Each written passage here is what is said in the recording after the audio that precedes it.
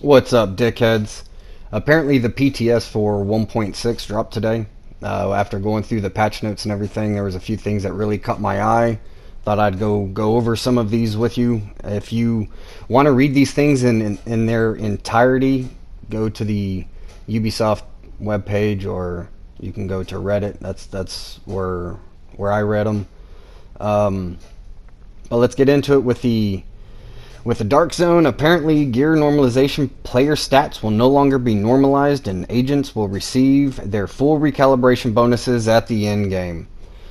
So, I take that as that there will be no more normalized DZs. And if that's the case, hallelujah, fan-freaking-tastic. There's some things in the matchmaking, Thieves Den vendor, conflict, got some UI changes, nothing crazy.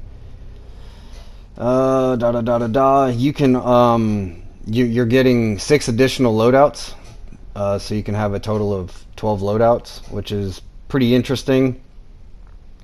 Not going to really go into the loot or the brand sets or anything of that nature. They've pretty much stated everything that was going to be somewhat changing and all of that already. The crafting, the gear score 500 base material required is now 60 instead of 85.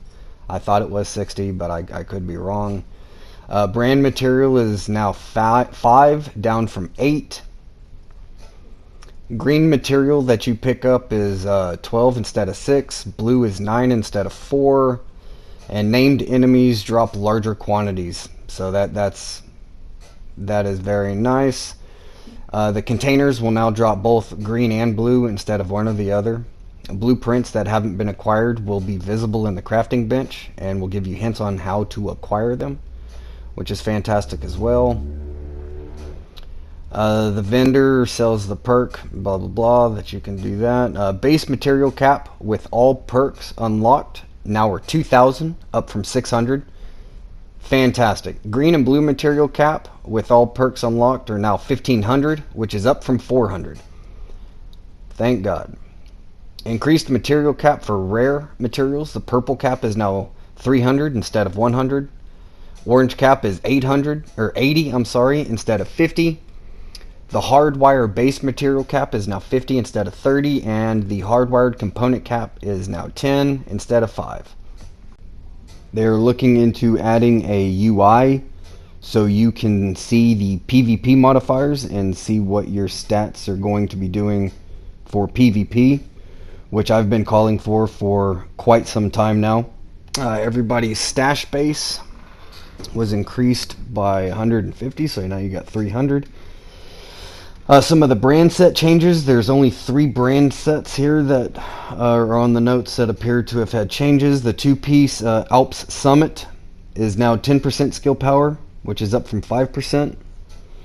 The 3-piece China Light is now 20% skill haste instead of 30.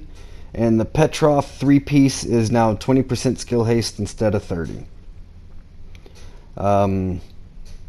They rebalanced hard, challenging, and heroic difficulty. I'm not sure in what direction. The Warhounds for the Black Tusk and the mini tanks will now feature red blinking lights before they explode. The Warhounds they had the bleed effect removed. The gold dogs. Now they have what they're referring to as a triple shot. The move NPCs move more aggressive when fighting you. Decreased outcast tank and underground tank health by 12.5%, but they did increase the movement of the underground tank slightly. They also decreased crowd controlling effectiveness against the tanks, which this is kind of a big one for me. If you like to run your skill builds and solo heroics or anything of that nature, this will absolutely affect you in some shape, fashion, or form. But shock duration has been decreased by 50%.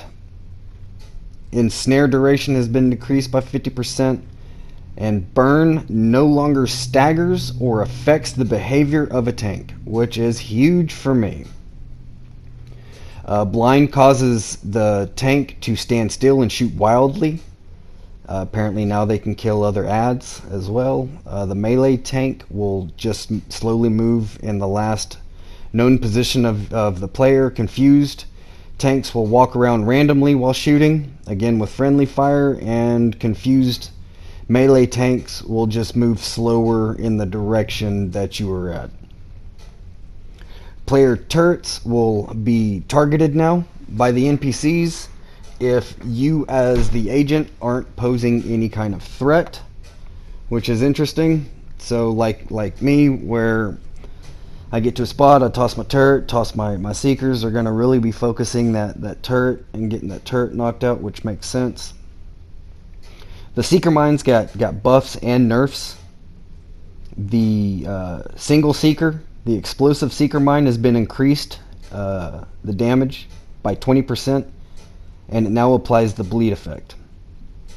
The clusters damage has been increased by 30%, but the cooldown for the clusters has been increased from 40 seconds to 60 seconds, and they lowered the quantity of clusters from 4 to 3. So that's 2 buffs and 2 nerfs on those seekers there, which is kind of a shame on one and fantastic on the other. They also increased the cooldown of the blinder firefly from 60 seconds to 90 seconds. What they're pretty much saying is that these 2 skills were apparently too easy to get the cooldown on, so they pretty much nerfed the cooldowns. They didn't like seeing these things being spammed, apparently. The Firefly did get a little bit of a buff depending on how you look at it. It now has a quick deploy, so no more I'm guessing, since I haven't seen any of the gameplay of it, but it seems the way they're saying is that you're not going to have to paint your targets. You're just going to tap your button and it'll go out and it'll blind whoever's nearest. Your turrets, the assault turret and the sniper turret, will now be affected by the damage to elite attribute, which is really nice. The striker drone will also be affected by the damage to elite attribute. And the one that everybody's really been waiting for, the Eagle Bearer, it is being nerfed by 15%. It just seems like they're bringing it in line with the P416, maybe a little bit more damage, but not the amount that it had. The talents, I'm guessing, is what they're wanting the gun to really show the exotic of it off. There are 3 new talents also that are being introduced. The first one is called Spark. Damaging enemies with skills or grenades grants plus 15% weapon damage for 15 seconds. The Spark talent can be found on backpacks. I think that's an extremely interesting talent. Vigilance, gain 25% weapon damage, but the buff is disabled while receiving damage, and this disabled lasts 5 seconds. This can be found on the chest piece. And the concussion talent, headshots grant plus 20% headshot damage for 2 seconds, 5 seconds with marksman rifles. Concussion can be found on the mask. Now there's a few talent changes. I'm not going to go through them all. I'll go through some of the ones that kind of stuck out. If you are interested again in reading the entirety of these things, go to Ubisoft, go to Reddit and check them out. The first one is on the ropes. The weapon damage has been nerfed to 15% instead of 25%. Mad Bomber has had its attribute requirements removed. Unstoppable Force has been nerfed to 1% instead of 2%, and the weapon damage is for every 20,000 instead of every 25,000 max armor. Creeping Death got I think a pretty hefty buff. Status effect spread to the nearest enemy within 25 meters, and it occurs every 5 seconds. So I think that's huge. Already got a few ideas for that. Spotter got a nerf. It's 15% instead of 20%. Wicked, whenever you apply a status effect, gain 15% weapon damage for 20 seconds. And that's gonna go really nice with Creeping Death. If it looks this way when this comes out, I've got a few builds in mind that's gonna. I'm gonna bring a Predator's Mark to Division 2 here. Compensated has been nerfed. The weapon damage is 10% instead of 15%, and if for any reason if you activate another buff that puts you over the 20% critical hit chance, then the compensated buff will be deactivated. Kneecap, again, this looks good with Wicked and with Creeping Death, but shooting an enemy in the legs applies bleed for 10 seconds, and it occurs once every 30 seconds. Now, it's not a percentage, it just says it's gonna bleed somebody. And that's, you've got Bloodlust, got a new functionality, blah blah blah. Grenade to order cooking grenades now gives you 15% bonus armor while aiming them.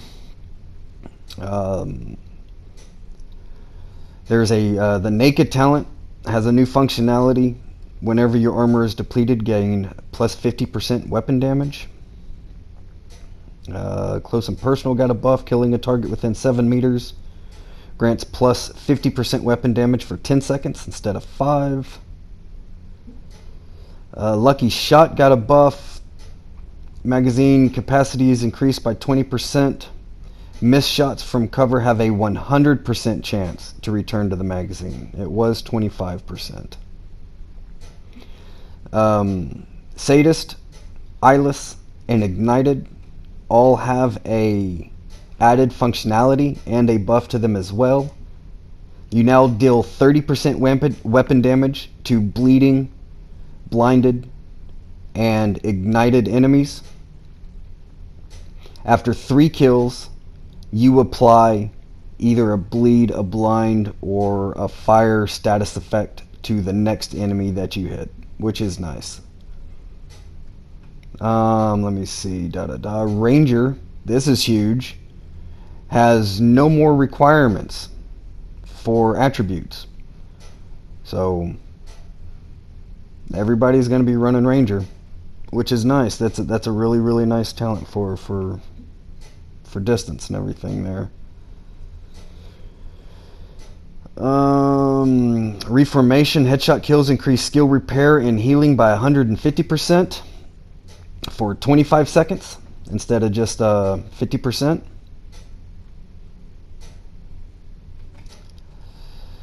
Premeditated, weapon damage is increased for every shell loaded to a maximum of plus 40. If the shells are reloaded, the weapon damage is increased by an additional 10%, which is down by 50. Down from 50, buff it lasts for 10 seconds. Measured, just got a modified functionality to it. There's been some UI changes.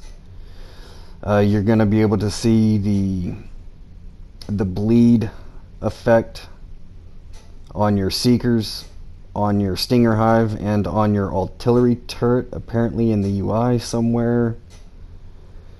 They're doing some skin menus and everything for you.